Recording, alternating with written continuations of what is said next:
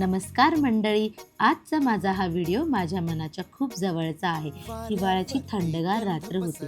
सगळीकडे शांतता आणि आम्ही आमच्या छोट्याशा गेट टुगेदरसाठी सगळे कझिन्स एकत्र जमलो होतो. चुलीवरच्या मंद आचेवर भाजत असलेले पानगे, त्याचा सुगंध अंगणभर पसरला होता. थंडीमध्ये हात तापवण्यासाठी आम्ही सगळे चुलीपाशी बसलेलो आणि जुन्या आठवणी, हशी मजाक सगळं एकदम जिवंत झालं. हळूहळू कोळशावर भाजलेले हे पानगे तयार झाले.